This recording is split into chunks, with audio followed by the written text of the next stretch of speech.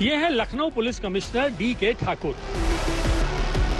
खुद लुलु मॉल में सुरक्षा का मुआयना करने पहुंचे हैं। कमिश्नर तो कमिश्नर, लखनऊ के डीएम सूर्यकांत गंगवार और joint commissioner law and order Piyush Mordia भी फोर्स के साथ लुलु मॉल पहुंचे।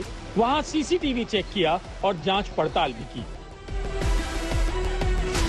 पिछले 6 दिन से उत्तर प्रदेश में लखनऊ का लुलु मॉल विवाद का सेंटर पॉइंट बना हुआ है। जब से मॉल में नमाज का सीसीटीवी वीडियो सामने आया है,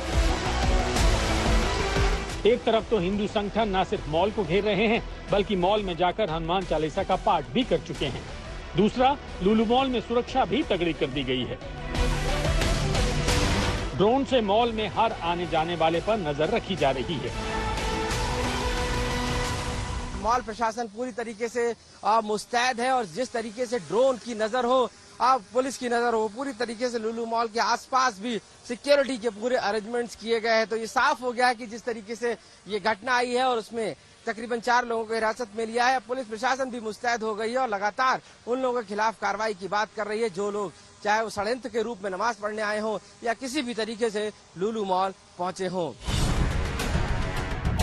आज हम आपको दिखाएंगे कि लुलु मॉल में नमाज पढ़ने वाले आखिर वो कौन लोग थे।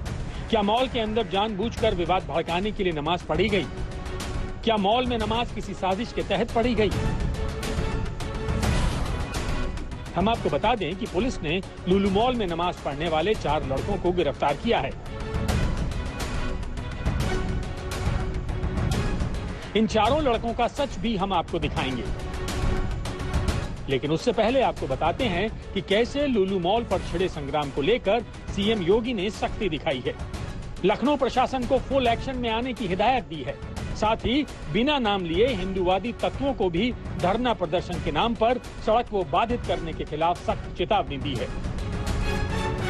और उसको लेकर के राजनीति का अड्डा बनाना, अनावश्यक बयानबाजी जारी करना और उसके नाम पर फिर सड़कों पे प्रदर्शन करके लोगों के आवागमन को बाधित करना और बार बार लखनऊ के प्रशासन से कहा गया सबके बावजूद भी अराजकता पैदा करने और सांप्रदायिक विद्वेष की स्थिति पैदा करने का जो कुत्सित प्रयास हो रहा है, लखनऊ प्रशासन को बहुत गंभीरता से इसको लेना चाहिए। इस प्रकार की किसी भी शरारत को स्वीकार नहीं करना चाहिए।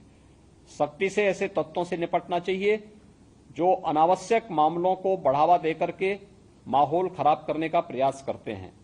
बहुत सारे माध्यम हैं, अगर किसी को सूचना लेनी है वे सूचनाएं उन लोगों से जाके ले सकते हैं, लेकिन कोई हस्तक्षेप करके आवागमन को बाधित करेगा।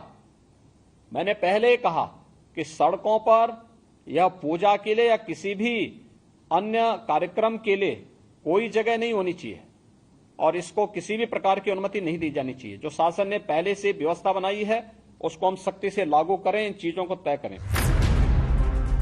और ये सीएम योगी की सख्ती का ही असर है कि लुलु मॉल में कमिश्नर से लेकर डीएम, ज्वाइंट कमिश्नर, सारे टॉप के अफसर मॉल का मुआयना करने पहुंच रहे हैं।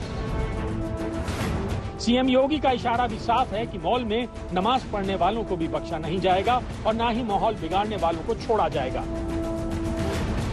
लेकिन विपक्ष ने लुलु मॉल पर अब सियासत शुरू कर दी है। अखिलेश यादव ने कहा कि ये बीजेपी की साजिश है। ये भारतीय जनता पार्टी की साजिश है। मुझे तो यहाँ तक बताया है कि उत्तर प्रदेश का 2024 से पहले माहौल खराब करने के लिए इसी तरह के ट्रेन कर करके लोग भेजे जा सकते हैं। अराजकता पैदा करने और सांप्रदायिक विद्वेष की स्थिति पैदा करने का जो कुत्सित प्रयास हो रहा है, यहाँ पे लखनऊ प्रशासन को बहुत गंभीरता से इसको लेना चाहिए। इस प्रकार की किसी भी शरारत को स्वीकार नहीं करना चाहिए। हम आपको बता दें कि लुलु मॉल में नमाज पढ़ने वाले 4 लड़कों की पहचान कर ली गई है। इन चारों को हिरासत में भी ले लिया गया है। ये चारों लड़के लखनऊ में एक ही मोहल्ले के रहने वाले हैं।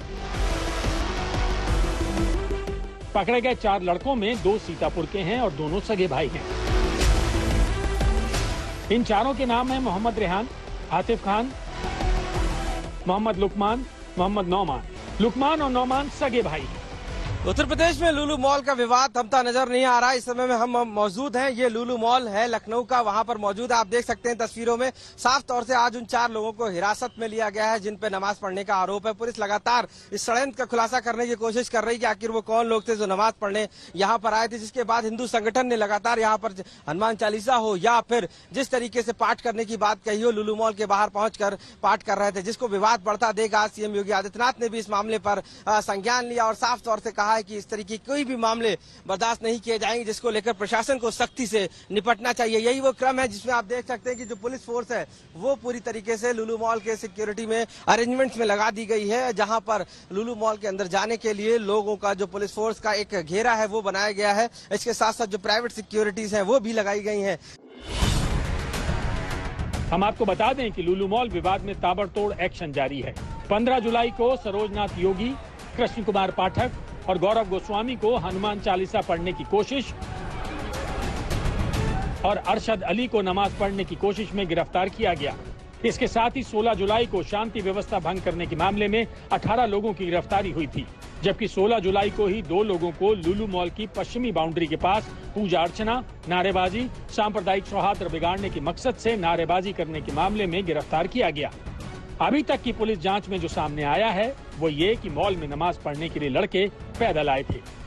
सीसीटीवी फुटेज देखने से ये भी पता चला कि नमाज के समय उनकी दिशा भी गलत थी और सबसे बड़ी बात ये कि 9 लोगों ने महज 18 सेकंड नमाज पढ़ी, जबकि नमाज अगर ठीक से पढ़ी जाए तो करीब 7 से 8 मिनट कम से कम लगते हैं। ऐसे में कहा जा रहा है कि मॉल में नमाज के विवाद को जानबूझकर भड़काने की कोशिश की गई। लखनऊ से आशीष श्रीवास्तव के साथ आज तक ब्यूरो।